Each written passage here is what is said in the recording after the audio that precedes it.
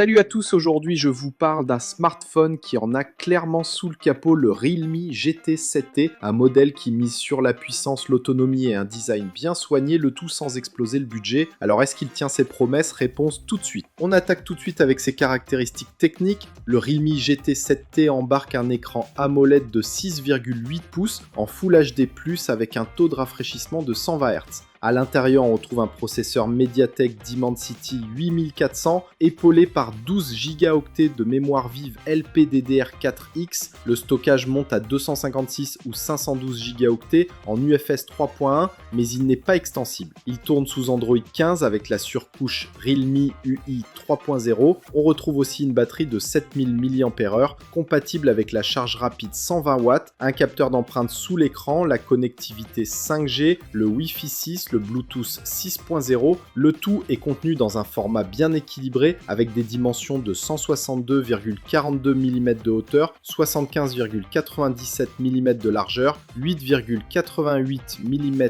d'épaisseur, pour un poids de 205 grammes. Visuellement, c'est un smartphone réussi. Le GT 7T est élégant avec un dos en verre mat qui réduit les traces de doigts tout en apportant un vrai côté premium. Malgré sa taille généreuse, il tient bien en main, reste équilibré et le capteur d'empreinte sous l'écran est rapide et réactif. L'écran lui offre de superbes couleurs et une vraie fluidité, que ce soit pour regarder des vidéos ou simplement naviguer. Côté performance, le GT 7T est clairement taillé pour les utilisateurs exigeants. Grâce à son processeur MediaTek haut de gamme et à ses 12 Go de mémoire vive, il enchaîne les tâches sans broncher, même les plus lourdes. J'ai testé des jeux comme Call of Duty, c'est fluide, les FPS sont stables et aucun lag à signaler. Et côté multitâche, même avec plusieurs applis ouvertes, le téléphone reste ultra fluide. Seul petit bémol, pas de port micro SD, donc choisissez bien la capacité au départ. Qu'en est-il des photos et vidéos? Le système photo est simple mais efficace. On a un capteur principal de 50 mégapixels, un ultra grand angle de 8 mégapixels et une caméra frontale de 32 mégapixels. Le mode nuit s'en sort très bien, avec peu de bruit et des détails préservés. Le portrait est bien maîtrisé, notamment sur la caméra avant. Pas de capteur macro dédié ici, mais honnêtement, le rendu global est propre, surtout pour un smartphone de cette gamme. Que dire de l'autonomie et de la recharge? Là-dessus, rien à redire. La batterie de 7000 mAh assure une journée complète, même en usage intensif, mais surtout, on a la charge rapide de 120 watts. En moins de 45 minutes, le téléphone est rechargé à 100%, un vrai gain de confort. Pour ce qui est de l'interface, le GT 7T tourne sous Android 15 avec Realme UI 3.0. L'interface est fluide, personnalisable et propose des fonctions utiles comme le mode sombre ou les gestes de navigation. Cela dit, certains trouveront peut-être la surcouche un peu chargée ou gênante à cause des bloatware, à chacun de voir.